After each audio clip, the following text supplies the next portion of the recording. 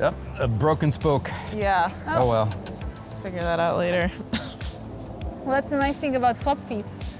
You don't have to worry about it. They fix it for you. Yep. Ah, this is a swap feed. It's brilliant. Yeah, how do you? Yeah. It's my husband's. I don't know. Yeah. Are you familiar, John, with the swap feeds Oh yeah. concept? Yeah, it's brilliant. Yeah, I mean, there's for Dutch people, they're like, a lot of Dutch people are very much against it. Because they're like, why would you spend 18 euros a month on a bike? Yeah. For like 150 euros, you buy a bike and then you ride it for like 5 years. Yeah. I just. But it's actually three students from TU Delft that started the whole company. Yeah? And everyone was kind of like, you can't. There's no way you can change the Dutch bike. Yeah. And What's basically funny is they have. I just profiled Bike Flip in Utrecht. Are Bike you familiar Flip? I with don't Bike know. Flip? No. Is it a So similar? it's similar, but it's primarily for rescuing old kids' bikes and then bringing them back to life, Nice. and then getting children on bikes that they can swap in. And so it's a bike flip, and because kids, they're outgrowing their bikes constantly. Amanda, we're gonna go left. Little left turn. So yeah. Left. Yeah. Yeah, interesting. There's so a it's couple a similar, so it's a similar type of thing, and they started out as a master's project at the University of Utrecht. Yeah. And so I got to profile them a couple days ago, and it's a neat little program. And so it's a 12 euros per month subscription, and same thing, when the kid outgrows the bike, they just come in, swap it out. Yeah, that's a great idea, actually. Or flip it out, not to use the swap feeds name. Yeah, that's a great idea. Yeah, there's also some projects, I don't know how many of them have gotten off the ground, but there's been these proposals to kind of set up different social enterprises and different initiatives to take the bikes from the bike depot, which is actually, by the way, they have a problem of being full all the time. Yeah. And kind of use those for training like newcomers. Yep. And so that's a part of the bike flip, is they get bikes from the bike depot. Exactly. And those are the adult bikes typically. And then they have a whole bunch of workstations where people can learn how to work on bikes. And they can basically earn a bike. And great. So there is a social aspect of being able to get people who can afford to buy a bike. A bike. Now so, really nice. Let's go straight through here. Do they also work with people removed from the labor market, as the Dutch like to say? Yep. Okay. Yep. Exactly. Yeah. So this is the development, the community that we saw. Yeah. So let's we can get a little bit closer. Maybe go.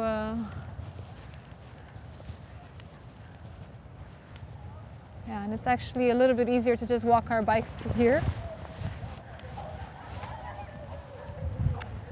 Yeah, so this is gewoon skip, meaning a clean ship, and it aims to be the most sustainable floating neighborhood. You can see everyone actually swimming in the water. Oh yeah. It aims to be the most sustainable floating neighborhood in Amsterdam and possibly beyond. Yeah. Now those are pretty hardy folks. This is not a particularly warm summer day, and they're jumping in swimming. Yeah, I have to say I come through here quite often. I don't usually see people swimming. So special day. Yeah. But hey, they had swimming on the schedule, so darn it, they're going swimming. Exactly. Yeah. There's many elements, let's say, of really how they went above and beyond what would be expected from a sustainability perspective. So actually for every dimension, so if you're talking about energy, water waste, materials, basically everything, they kind of chose for the most sustainable and innovative solution, so to say.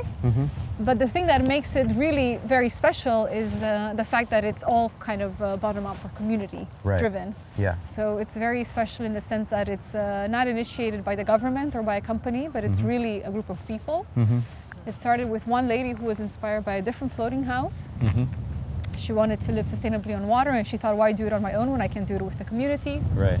So she kind of gathered a group of people, they made a vision, and they went to the city and they said, we have a vision for this, the most sustainable floating neighborhood. Right. And the first thing that the city government said was like, forget about it. Yeah. Right? Yeah. We can't just let you build wherever you want. Yeah. If we do that with you, we just have to do it with everyone else that comes to us. That's chaos. We can't have that. Sure. But within the group, there were people who could kind of lobby the right people, so to say. And after a couple of years, the city did dedicate the spot for a floating neighborhood. Okay. So there was also a risk that there also came a tender, an open tender. So there was also a risk a different group would win the tender. But finally, the same group that kind of pushed and lobbied for it also won the tender. Okay. And Metabolic is one of the parties that also played a role in the design of the sustainability systems. Okay. So a lot of these ideas, what I mentioned at the Ceuvel with kind of the biofilters and the composting toilets and the solar panels, they kind of got to take all of these ideas to the next level. Right. The composting toilets were an example of something that was not very successful or very attractive at the Ceuvel. They didn't use composting toilets. They used instead vacuum toilets. Okay. So the same kind of toilets you use on the plane. Sure. That use like 80% less water, and you're actually fully separating the gray water system from the black water system. So they don't end up in the same pipes. Yeah. It's a separate system. Yeah. Address the land that we're standing on, because obviously these floating houses are articulating and are accessed from this land. Yeah, well, actually from the boardwalk. So as we walk, then you'll see the boardwalk again, and they're floating, but they're actually also anchored. Yeah. So you just have to make sure my bike doesn't run away. Yeah. But you see actually these gray poles with a black hook around. Yeah. So that's actually where the floating homes are actually also anchored. Okay. So if there was going to be an incident where you have the dikes breaking, so to say, so about a third of the city is below sea level, a third of the city would get their feet wet, so to say. These homes would move up with the water level, and then if you're really worried about the water level changing a lot, then you just need these poles to go up higher, then they can keep moving up. Great. But the boardwalks, so we'll see them in a second, the boardwalks are very important infrastructure because you also have like the electricity cables and the pipes that go under the boardwalk. So that's very important infrastructure. Yeah. And then right behind us over here too, we've got a playground over here, and all of this space here is just all allowed to have wildflowers and so the kind of the natural wild landscaping is something that's become very popular in the last few years. It's also changed the way the city actually even procures green space, because it's very different from just having a bunch of grass. Right. But there's a lot of space dedicated to infiltrating rainwater. Yeah. Because and literally right behind you, I see either raspberries or blackberries growing. And so you have food growing in wild space. Yeah, there's there's a little bit of kind of the urban foraging, a little bit of urban agriculture as well. Again, part of kind of the community building element. Yeah. But a lot of space dedicated, like in this case, but all over the city, to really greening the city. Mostly again with view to periods of heavy rain, but also the increasing problem of periods of no rain at all, and periods of heat stress. So heat stress is kind of the next concern that the city is kind of tackling. Because historically we didn't need a lot of cooling in the city. There's very few buildings had air conditioning in Amsterdam. But it's becoming more and more necessary. And actually there's been a big program, this what I mentioned earlier, that the city is, for new building, is mandating no gas.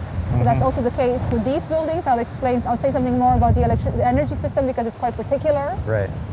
But all these neighborhoods where you do have gas and where they're being kind of disconnected from gas and connected to district heating, they haven't really taken into account the fact that you actually also need cooling in the summer. Right. So this is a little bit of an afterthought. The city is trying to catch up with, hey, wait a second, we've actually also insulated some buildings, again with view mostly to save energy in the winter, but now the building envelope is so tight that they're overheating in the summer. Right. And then we haven't thought about this. Yeah. Yeah. This is kind of an up and coming challenge. Yeah. Yeah. And I wanted to say something about the electricity system because it's quite particular. Yeah. I just want to make sure we're not in the way. I think we're fine. So it's maybe not immediately obvious because the roofs are quite flat, but the homes all have solar panels. Right. Which again, not particularly innovative at this point. But what is very special is that all of these homes also have a battery where they store their electricity. So you can imagine a Tesla wall, but they got European subsidies and they needed to use European batteries, so they're not Tesla. Right. And these batteries are connected to each other in a microgrid. Okay. So when one house produces more energy and another one consumes more, it all gets optimized. Okay. So it's one of the first examples of what we call an energy community in the Netherlands. Right. Because they only have one connection to the grid for the whole community. Right. It also took them quite a while to get an exemption to be allowed to do this because the rules in the Netherlands, and I can imagine it's similar in the US, say that every house needs to have its own connection to the grid. Right.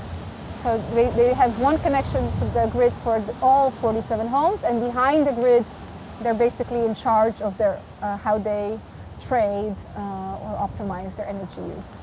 Fascinating. So we know that the energy transition needs to be renewable. We know it's most likely decentralized, so it should be kind of a system of these kinds of microgrids systems. And there's actually now also a European project trying to connect this microgrid with the microgrid of a new development not far from here. Kind of like the idea of like an internet of the energy system, if you can kind of picture that. So this is kind of a proof of concept, and these systems are popping up. The big challenge is really actually the rules and regulations that make it very difficult to implement these projects for one reason or another.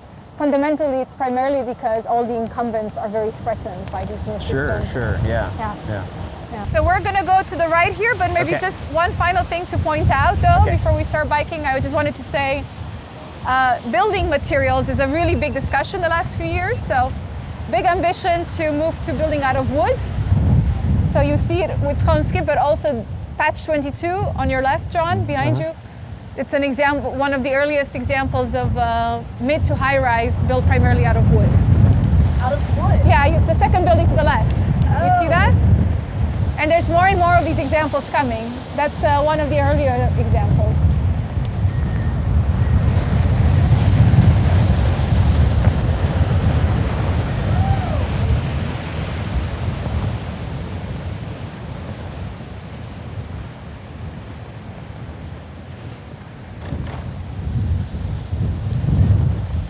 I love that playground. It was so wild. You know, they kept the everything in there so wild, and it felt like a little adventure zone for the kids. Yeah, exactly. Yeah, this the kind of the naturalistic playgrounds are becoming very popular in the last few years also. Yeah. Like more natural elements. More natural elements. But you actually have playground designers in the Netherlands. It's like a whole full-on profession. Yeah. We're gonna go right here. Okay. Careful. The idea being that you really need playgrounds that we're going to go left. And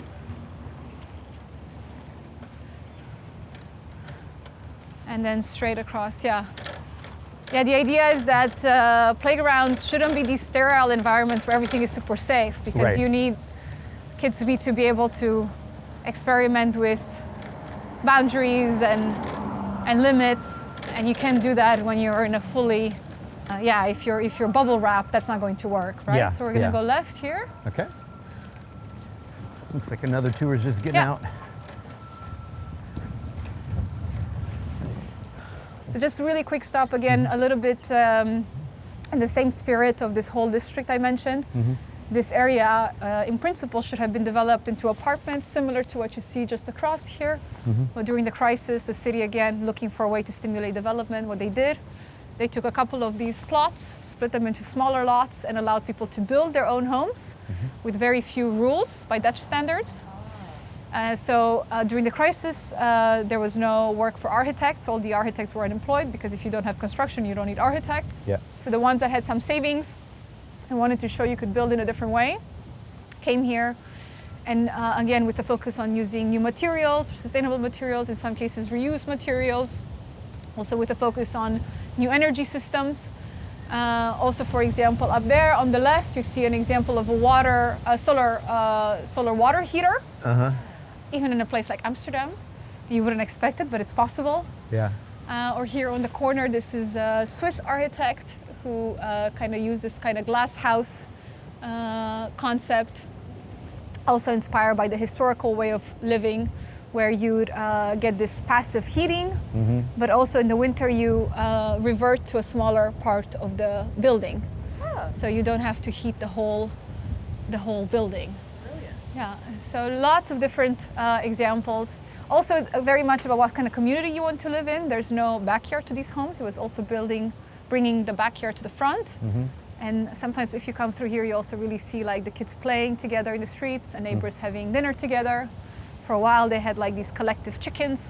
They didn't make it past the winter, a couple of winters ago. I haven't seen them since, but it's, there's this, everyone who wanted a lot during this phase 1 could more or less get it because it was kind of seen as middle of nowhere, end of the world.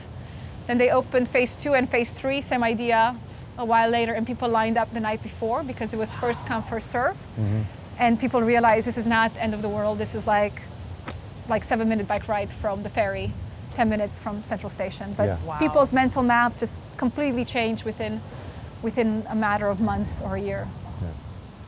Let's head over to NDSM. What a bike will do. 7-minute bike ride. That's a piece of cake. Yeah, 10-minute bike ride or whatever. But in any case, very, very close. The point is, it's not that far. Exactly. And leave it to a bunch of underemployed architects to come in and help out. now the developers are back in the game, and that's actually kind of the source of frustration. Yeah. Because a lot of people feel like everything we've learned during the crisis and all these best practices and these alternative and community-driven approaches are kind of being pushed aside very quickly. Yeah. Yep, that'll happen when money gets back involved. Exactly. So that's a big source of frustration for a lot of these pioneers. Yeah. Okay, and here we'll turn left.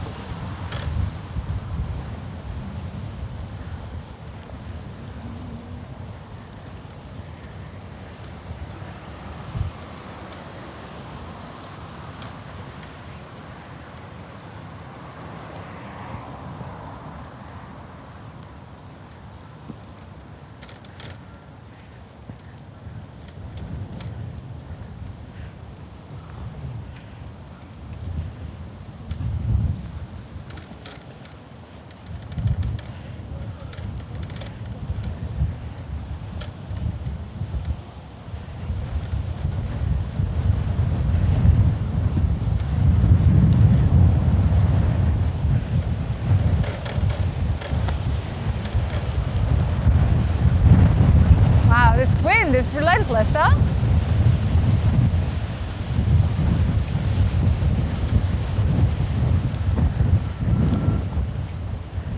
Summer in Amsterdam, as they say. So this on the left, John, what you're filming, this was actually the site of the first incinerator in Amsterdam. Okay. And then also combined with a power station. And it was very polluted, so very good example of a brownfield site here in North. Right. With asbestos and other pollutants. So it's taken the last few years to really remediate the soil. So they're just finishing that remediation process right now.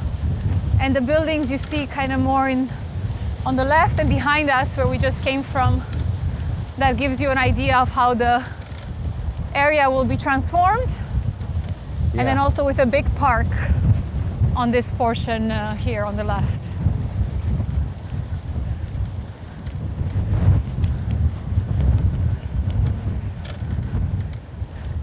Do you know approximately how many new households will come to this area?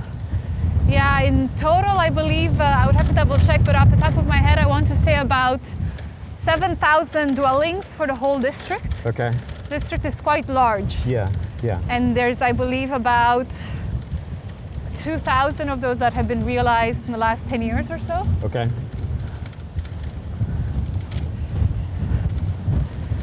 Yeah, this is one of the first things the city had to do was build some new schools. This is actually just a temporary school. Okay.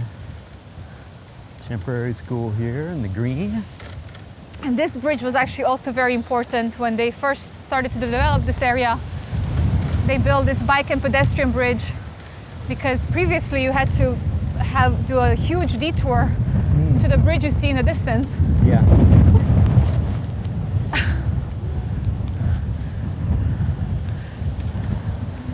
So this bridge is very important kind of for the connectivity Yeah.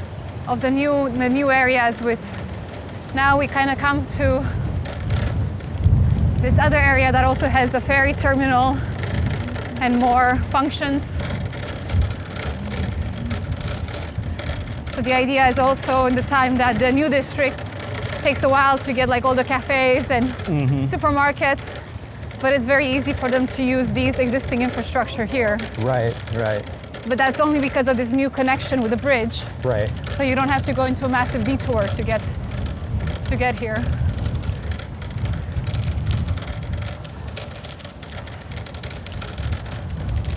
And again, it has a nice funky kind of gritty feel to it too. Yeah, well, this NDSM area actually that we just are biking to or entering right now, Yeah. some people refer to this as like the Berlin of Amsterdam. Oh yeah, yeah. I totally see that.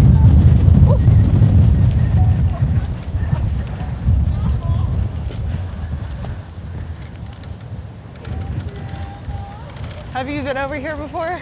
I've been in, parts of this, yeah. So John, John and Amanda, let's have a quick stop in here. Yeah, not this particular location, but I have been over here.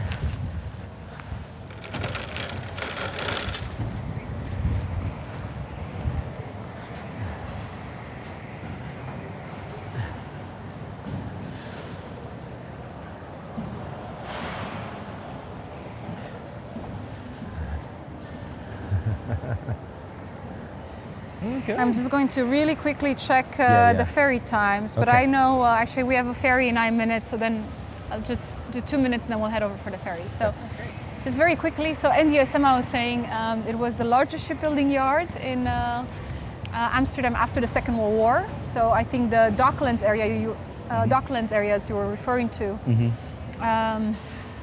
that's where the shipbuilding happened before the Second World War, but then as the ships kept getting bigger, the shipbuilding area moved closer actually to the North Sea Canal.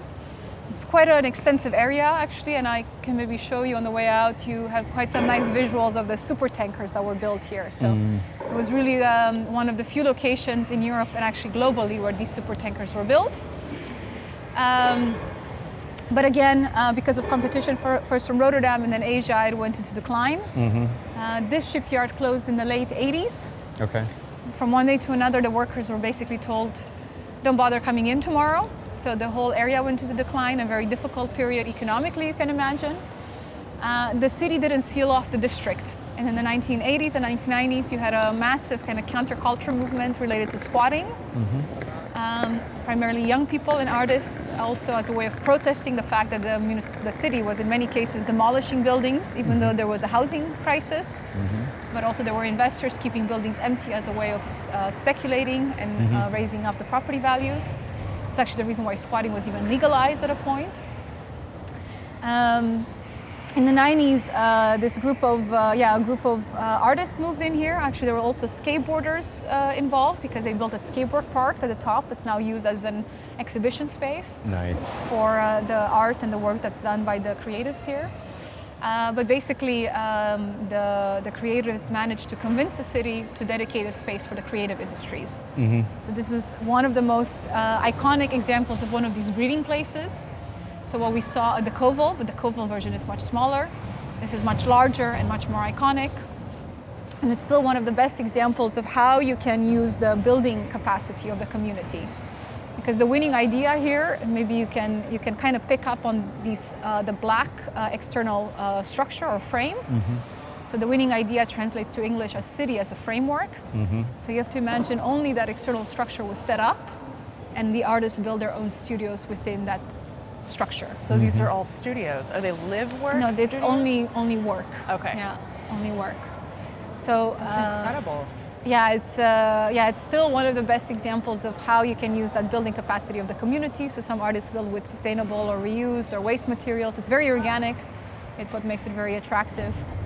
And it's in a way also it's one of the spaces where the city really realized, rather than keeping these artists out, creatives out, it can use them for a force of transformation. And also kind of the seeds of what you see later on in Max Slaughterham, where the creatives are a driver also for these sustainability ambitions. Yeah.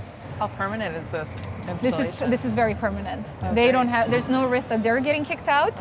There's a discussion about gentrification within the community because it's organized as a foundation, and these artists do have these contracts that are maybe there for like, let's say 3 or 4 years, and there's always a risk like when the contract ends that the cost goes up.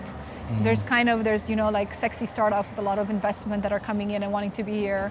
And there's this kind of critique that the artists that made this an interesting place to be are being pushed out by these startups with a lot of money. So that is a concern, but this is not going to be rezoned for anything other than this kind of breeding place. There's also a lot of open space. That's because there's a lot of festivals, like the largest flea market in the country takes place here every 3 weeks, in the summer outside, in the winter inside. Big music festivals, but also like the largest tech startup festival, the Next Web, has been taking place here on the terrain also next year. So all kinds of things, and the kind of the openness and the flexibility of the space is very, very central to that. Yeah. Cool. Yeah. You haven't been here before? No. Yeah. We went to a restaurant nearby, but you didn't know you can come through these doors. It's like it's a whole different world. Yeah. It's also one of my favorite locations to show when people visit from out of town. Yeah. Such a fantastic reuse of space. Yeah. Cool. Let's head for the ferries to make sure we get you to Taylor in time. And then maybe actually, since we're heading to the ferries now, John, then I'm thinking we can do a quick stop over to Houthaven. Okay. Yeah. Yeah, the alternative would be to maybe spend a bit more time on NDSM, but you've also said you've been here before, so then I think it's nicer, and I think from a mobility perspective and public space, you'll really like Houthaven.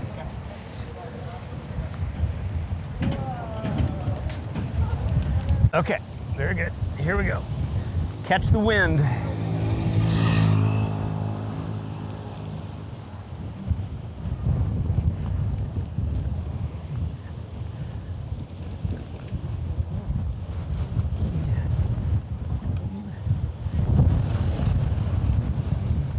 So you didn't realize that we were going to do the try to recreate the wind race. Whoa! I'm not trying to go in this direction because we're trying to go left.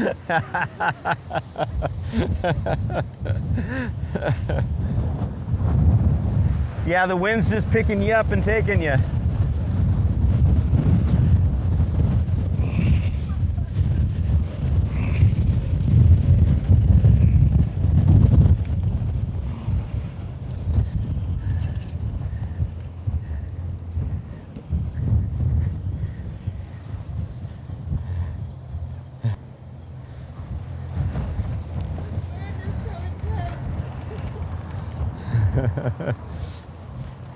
Yeah, but the Netherlands is flat.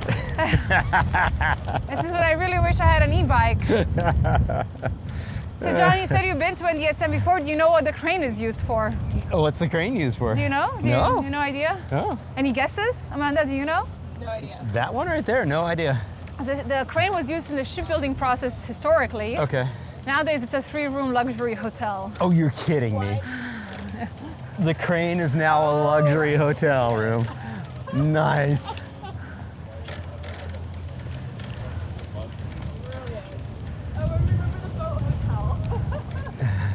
Yeah, so you do know the hotel. Nice. Nice. The whole terrain was part of the same shipyard. Wow. And so like this, it's called the I Cantina, was actually the canteen where the workers, the ship workers would have eaten. They're working in 2 shifts, like a day shift and a night shift. Yeah. So the spatial footprint is really quite large. Wow. Actually, let's get onto this ferry since we can. All right, here we go. Oh.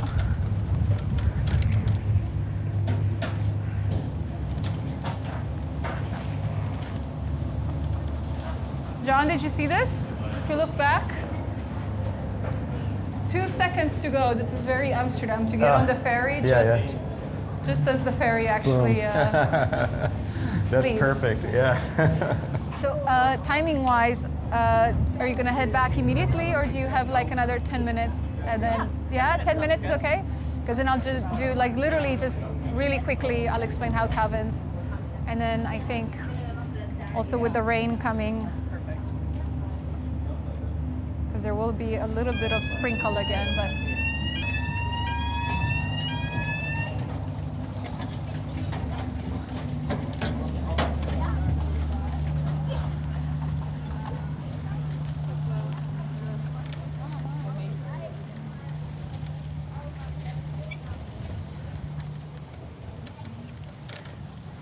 What I love about getting off the ferry is that it's just so Dutch that if you have your bike, you're already prepared to you're biking off because you're so good at riding slowly. You can balance because you spend so much time going slowly. yeah. And I mean, most of the biking, you also really do it from the legs, right? Yeah. From the feet. Like, Yep. like most of these bikes, you don't have the handbrakes. Ooh, this is this little shower is on the agenda. And more housing going in right here. Yeah, so we're actually housing. coming through to Houthavens, and Houthavens is this new city district in the former wooden harbor. It aims to be the most, it aims to be the first climate neutral district in Amsterdam. So what does that even mean? I'll say a couple of things about the energy piece in a second, but it's 7 nearly car-free peninsulas. And I'll show you a couple of these peninsulas in a second. It's about 2,700 dwellings. Almost nearly finished, actually. And 70% of the homes have views on the canal. So it's also really an effort to try and replicate the historic canals in a modern way. Right. And we can have a quick stop here on the right. So this is an example of this interpretation of this nearly car-free district. What does that mean? So parking ratios are around 0.3 units per dwelling. And you see these garages at the entrance of the peninsula. So here is an example. There's also a garage on the right. And then from there on, you walk to your apartment and you see a very good example actually of how well that space is really used as public space and play space. Right. Yeah, fantastic. And as I understand, like each of these is kind of developed with a slightly different style, is that correct? Yeah, I mean, it's all inspired by what's called Amsterdam School. So that's this way of building primarily social housing starting in the 1920s. But then there are like the typology of each island. Each island or peninsula, I should say, has its own kind of identity. Also playing around a little bit with densities. So this is primarily apartments, a little bit denser. Right. We will see the one we're going over to is much more kind of row housing, lower density. One of the critiques actually is relative for Dutch standards, this is actually low amount of social housing. Historically, this should have been this kind of 40-40-20 mix, we call it. So 40% social housing, 40% middle income, 20% free market. But during the crisis, there was a decision either to, again, delay the project let's see if we just move a little bit out of the way. Either delay the project or not go through with it at that time, or compromise on the social housing, which is now reduced to about 20%. So by Dutch standards, 20% social housing in new district is actually very low. The goal should be much more closer to 40%. Right. Right. Let's show you a couple more of these peninsulas. And then really the star is this new park that's built on top of a tunnel. So there was a busy throughway that was bisecting the new district from the existing neighborhood. And that's been placed underground with a park on top. So I'll show you that as well. Nice. Okay, but first I'll show you one other version of this kind of light car light peninsula development.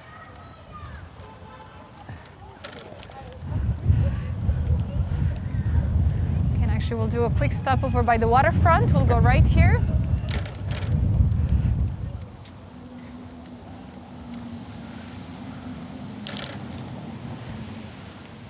And you notice on the right, so very little amount of car parking, but instead people get their little boat parking, and then you have this little ladder to go from your living room onto your boat. Yeah. I don't know, Amanda. That looks pretty cool. Boat parking, ladder, living room, boat. I know you're enjoying Vondelpark, but you know.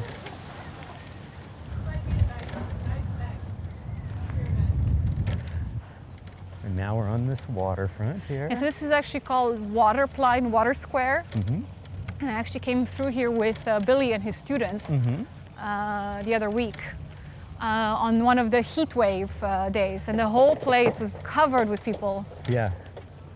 Enjoying the water. Enjoying the water and the sun. Yeah. We're gonna go left. And here you see one of these peninsulas that's just about to be completed. Okay. So first, actually, they prepared the land, and that also meant an extension, actually, of the land. And then the land needed to settle for a couple of years before you can build on it. Okay. And then the construction took place, and now the last phase is actually to dig out the canals. Okay. Okay. Fantastic. So where we see land now will soon be the next canal. You see actually the part of the canal is dug up. Yeah. It's fascinating too of how well the Dutch deal with that integration of housing right on the water and interfaced with the water. Yeah, this is a great example of it, but it's actually, let's stop here on the left. Okay.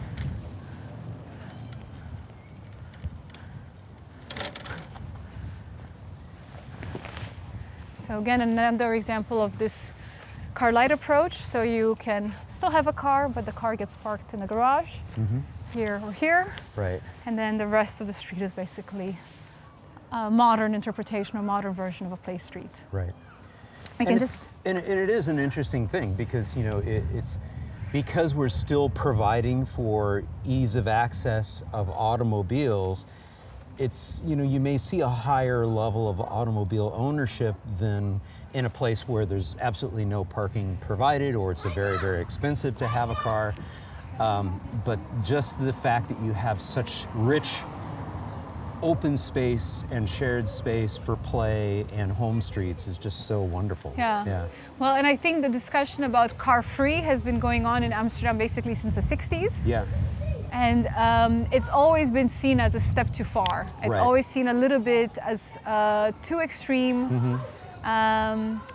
And also, so the intention, I think, since the 60s and certainly in the last decade is this, the autolu, car light or nearly car free is basically the idea. So in principle, it's not saying you cannot have a car. Right. But it is, 0.3 parking spaces per unit. Exactly. I was just going to say, it's 0.3 parking spaces. Exactly. Means that there's not enough parking spaces for everyone to have a car here. Exactly. It is the exception. Exactly. Yeah. Fascinating. And I love the green elements too. You just see how much people have really integrated, you know, putting greenery and plants all over their homes and the flowers. I mean, it's just, it makes you smile. Yeah, and people, people just moved in literally in the last 2-3 years. Yeah. So this is still not fully grown up, so to say. Yeah. It's incredible that there's so much hardscape in the Netherlands, or I guess Amsterdam in general, but it doesn't feel like it because so many people work so hard to bring their own greenery to their And it's really micro greenery. I mean, it's like this is literally everyone just taking care of a little bit of green in front of your own house. There's actually also a little competition every year that the city does on like the most beautiful little these small gardens you see in front of the house. It's like literally like a meter, like a square meter, like really tiny. But there's a lot of appreciation for how much you can do with small space. Yeah.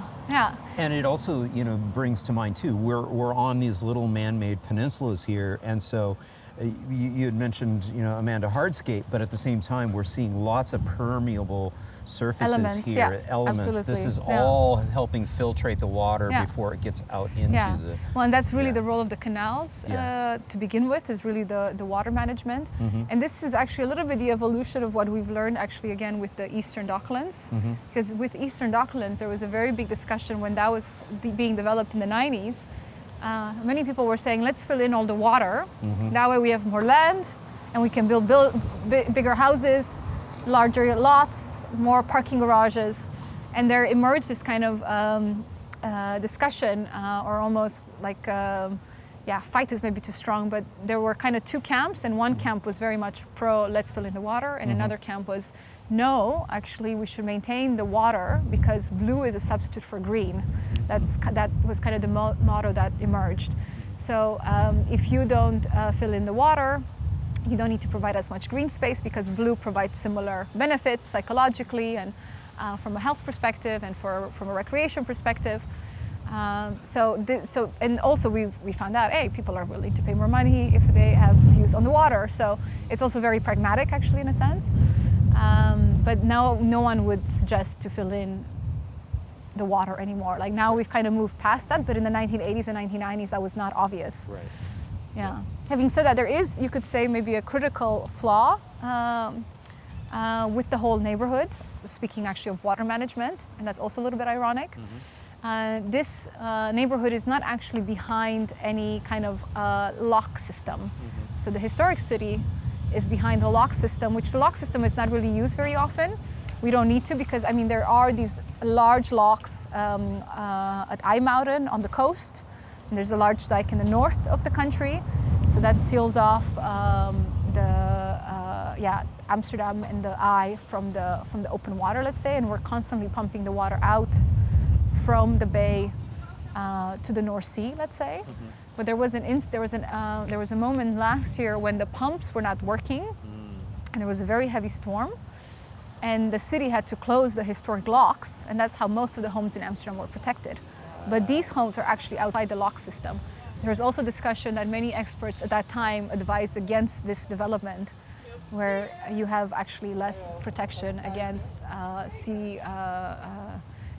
against sea level rise or heavy storms. So again, not perfect, and a lot of discussions on whether this should have been built differently. Buyer beware. You may not be protected. Yeah, exactly. You know, so some of these buildings are built there. It's called like the buildings with the feet in the water, and some of them had like water like 10 centimeters away from the windows. Now apparently those windows are actually watertight, so so they were actually apparently designed in such a way that they can. But we'll find out in time. Yeah. It won't be long. We'll find out. Yeah. We can have just a quick walk through here. Okay. And then we'll do the park, and then we'll kind of wrap things up a little bit.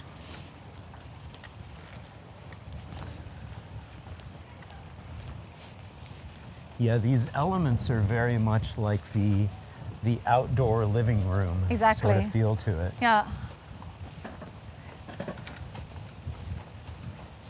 And you really get that, you know, with the chairs and the benches out here and the little tables, and so you see that extension of, exactly of the living space, and kind of the blurring, the blurring of the kind of living space outdoors and indoors, which the Dutch love to do, And also the blurring of the private versus public, certainly, because you're and which is great because you know channeling back to Jane Jacobs too is the more eyes on the street, and that ability to and the permeability of the plinth. Yes, exactly. Very active plinth, yeah. And then we see our bikes and the bike parking situation. I'm a little surprised at the amount of bike parking here. I would assume that most of the newer units here would probably have some form of indoor bike parking. They do, and it's actually required for all new developments. Right. Bike parking has to be provided, actually. So they would actually also have bike parking in the garage. Okay. And that's in principle what the bike parking is. Yeah. But then, again, a version of people. Human behavior. Why would I go in the garage when I can just park my bike in front? Yeah. Which is tolerated. Yeah. But I mean, you certainly see that not everyone has bike parking right in front. Right. Yeah. It seemed like there was a cluster of, of back there. I was like, yep, no, we prefer here. For whatever reason.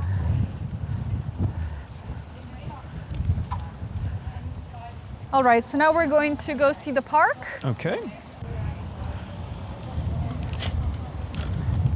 And I also see the school symbol right there. Exactly, so the park and the school are actually co-located. Okay. 15 kilometers per hour, School Street. Very nice.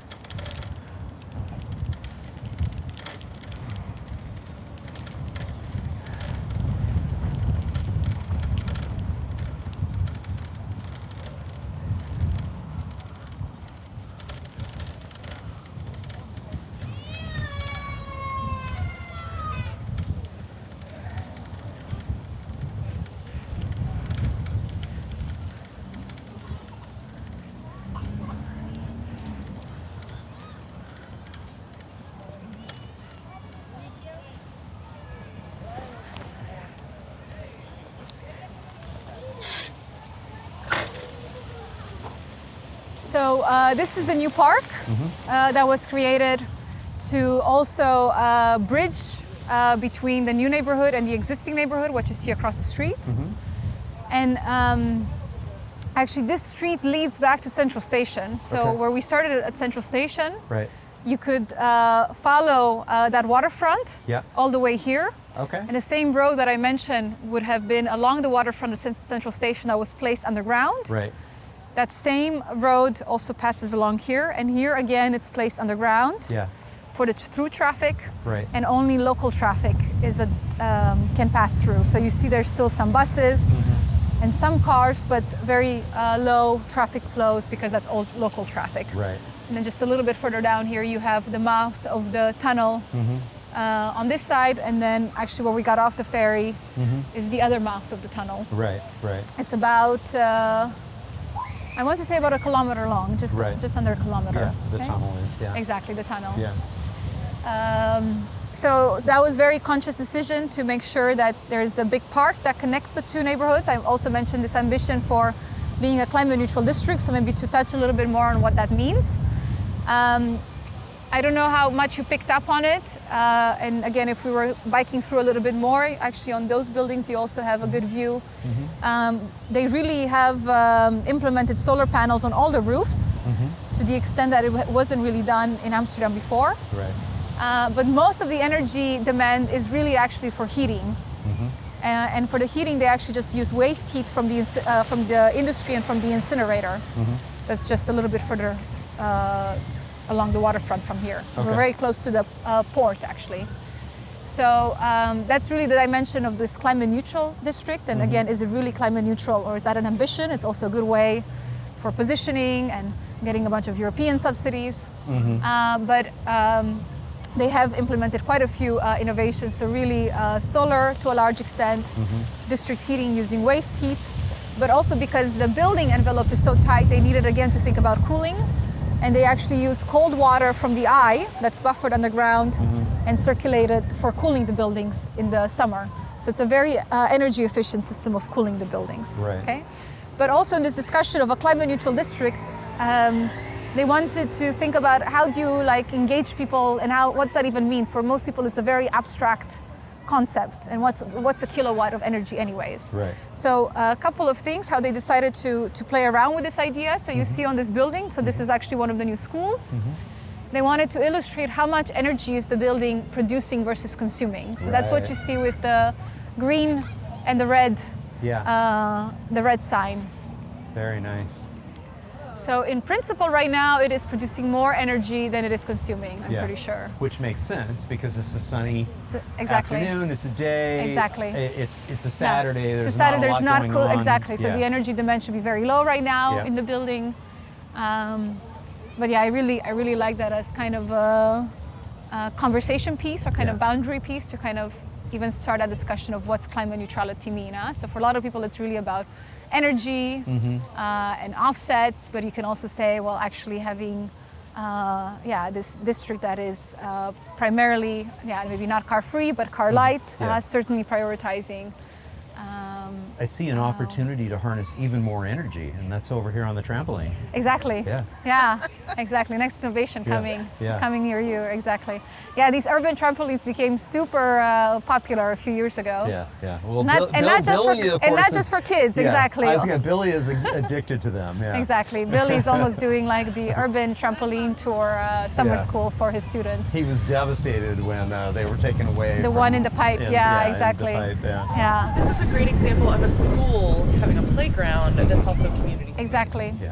No, and that was also a really big discussion, or in the design of the district, they really wanted to integrate the two communities. So they basically said, what do we have a lot of in this community that we really don't need to build in the new neighborhood? So there's a lot of Albert Heijns, there's a lot of bars, those kinds of things. I mean, it's not that there's nothing on this side, but very little. So the intention is really to get people from here to cross the park and use all that infrastructure. But schools, they needed a new school. So they said, okay, let's use that school. And then you really use the park as a way of connecting, the connector of the meeting space, or like the living room, you can say, between the two neighborhoods. And again, a park on the top of a motorway. Exactly. Yeah, motorway is maybe a little bit strong, but I would say maybe urban highway, because it was a busy road by Amsterdam standards. But how many lanes are underneath? It would have, so underneath, I think I've never actually been through the tunnel, I have to say. I would have to double check if it's 1 lane or 2 lanes in each direction. I'm not sure. It's a good question. Okay. Yeah. But still, it's no, underground. and they didn't. It's not like they really increased the capacity per se, because it's a massive bottleneck. So it doesn't make sense to increase the capacity because you're limited by the volumes that you can carry on each side of the tunnel. But it would absolutely destroy the fabric here if we had this. Well, and if you bike from here to Central Station, which is like a 12-minute bike ride or so along the waterfront, and there will be portions where you're like, this is what it's like in the portions where you're not diverting the traffic underground. Yeah, it's a big difference. We can bike that way, in fact. Yeah. Fantastic. Thank you. Yeah, so hopefully this gives you an idea of some new districts in Amsterdam that you haven't visited before. Yeah. And Amsterdam North, nice to hear you've already visited NDSM. But certainly I would say Amsterdam North, what makes it very unique in my view is this combination of using the creative approach to advance the sustainability ambitions, but also very much driven by this community bottom-up approach. And Houthavens, I think, is a very nice example of this waterfront transformation that Amsterdam actually started really in the 80s and the 90s with the Eastern Docklands, and then piece by piece kind of arrived over with Houthavens being kind of the most current version of that. And being the stepping stone actually to Havenstad. That's going to be basically the new urban extension for the next 20, 30, 40 years, where we're going to more or less push the port out, or the port has to move into a much smaller footprint, and a large part of the harbor will be converted into a new city district. And this is kind of the first phase or the stepping stone to that development. Fantastic. More housing. Yeah, More it is. people. We do have a housing crisis in Amsterdam, so Yeah. there are a lot of discussions exactly what that means and how to solve it, but building more housing is part of that. Yeah. The city has an ambition to build 7,000 to 8,000 new dwellings per year. It doesn't meet that ambition every year. Yeah. But when and you having look, them be like integrated, so closely with the ability to cycle and catch public transit, that's the whole point. Yeah, and that's actually because they've done also some research talking to the residents who have moved into Houthavens, and basically asking people, okay, what's the reason why you moved here? Yeah. And these researchers, they expect, climate neutral district. People want to live in a climate neutral district. But very rarely did people actually even mention that. They mention because we're 10 minutes from Central Station. It's the practicality. Dutch are very pragmatic people. Yes. Yeah, this would also not be the cheapest place you could find, unfortunately. But practicality and pragmatic. Exactly, but when the you look at location is a overall, big attraction. Well, and that's the whole point too, is that when you think of housing affordability, you have to factor in transportation too. Can you walk and bike and use public transit? You can afford a lot more home if you can do that. Exactly. Yeah. I love it. Thank you so much. You're this very has been welcome. great. It's been great.